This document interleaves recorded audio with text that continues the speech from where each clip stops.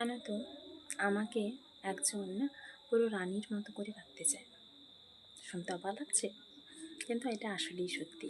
আর সে মানুষটা কে জানো তো? সে মানুষটা হলো কি আমার নিজের মা। চলো বরং কয়েকটা ঘটনার ক্ষেত্রে বলি। কাল বা পরশু, আমার ঠিক এক্স্যাক্ট মনে নেই, একটা পোস্টের কমেন্টে একজন বলেছিল যে আমার নূপুরটা আসলে খুব সুন্দর। হ্যাঁ, এ কথা সত্যি। আমার নূপুরের ডিজাইন বরাবরই আমার বেশ পছন্দের হয় আর আসলেই সুন্দর হয়। তবে হ্যাঁ, এখন তো নূপুরগুলো অনেক সরু হয়ে গেছে, ডিজাইনও মোটার উপরে, মানে মোটামুটি একটা বলা চলে। তবে আগে যেগুলো ছিল, যে সমস্ত নূপুরগুলো, তখন না তো আমি মোবাইল ইউজ করতাম, না আমার বাড়িতে স্মার্টফোন ছিল, না কিছু, যার কারণে সেসবের কোনো ছবি বা ভিডিও নেই। সেগুলো ছিল অনেক চওড়া আর অনেক ইউনিক ডিজাইন। কেন জানো? সবগুলোই আমার মায়ের পছন্দ করা। ওই যে বললাম একটু আগে, মা আমাকে রানীর মতো রাখতে চায়। আসলেই কথাটা ঠিক। সব সময় সুন্দর শাড়ি পরিয়ে, গয়নাগাটি পরিয়ে, সাজিয়ে গুছিয়ে রাখতে ভালোবাসে। কিন্তু আমি তো ওরকম থাকতে ভালোবাসি না। গয়নাও খুব একটা যে পছন্দ করি সেরকমটাও নয়। মোটামুটি একটা থাকলে যেমন চলে, ব্যাস। শাড়িও খুব একটা পরতে চাই না। হ্যাঁ, কিনতে ভালো লাগে, বা মা চাইলে কিনে দিতে ভালো লাগে, মাকে পরতে দেখতেও ভালো লাগে, কিন্তু নিজের জন্য ভালো লাগে না। যাকে, ব্যাপারটা কেন জানো তো? যদি কোনো সময় এমন কোনো মুহূর্ত এসেছিল আগে অনেকবার, যে যখন মনে হয় যে না, নূপুর জোড়া বিক্রি করে দিই, যদিও জানি দাম যে খুব বেশি পাবো তা নয়, তবুও যদি একটু কোনো আশা খুঁজে পাওয়া যায়, এরকম একটা ব্যাপার।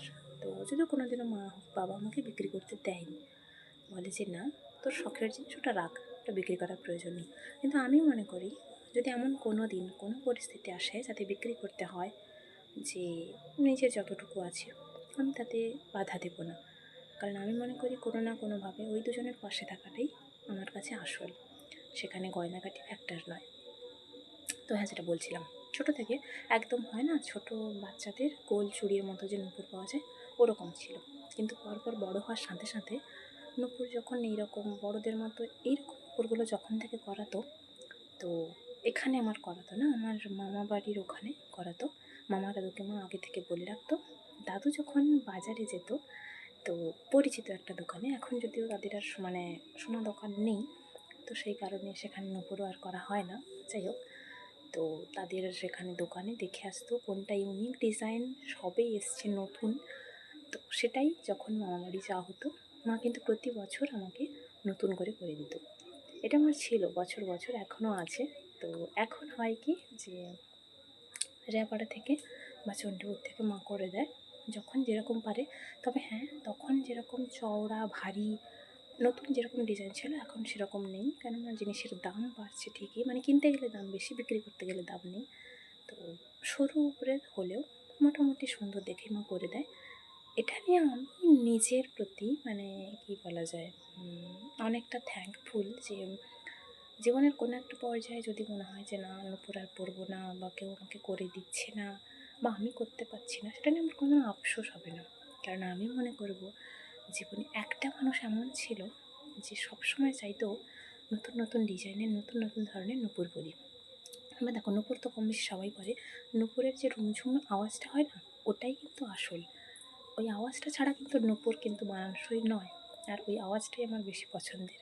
সেজন্য যখন হয়তো পাওয়া যায় না ওই এস আকারের যেটা থাকে ঝুমঝুমিটা, পাওয়া যায় না যখন, এমনি তখন মা ডিজাইনটা করে নিয়ে আসতো, যখন পরে পাওয়া যেত ওটা আবার নিয়ে আসতো কিনে। তো এই জিনিসটা না আমার খুব ভালো লাগে, জানো তো, যে কেউ আমাকে এভাবে ট্রিট করে।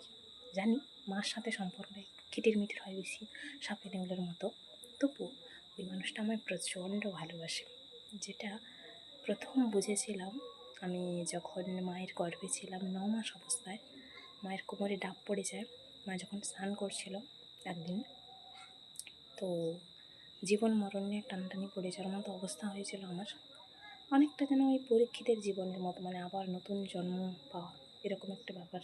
সে মুহূর্তে দাঁড়িয়েও ওই মানুষটা আমাকে চেয়েছিল।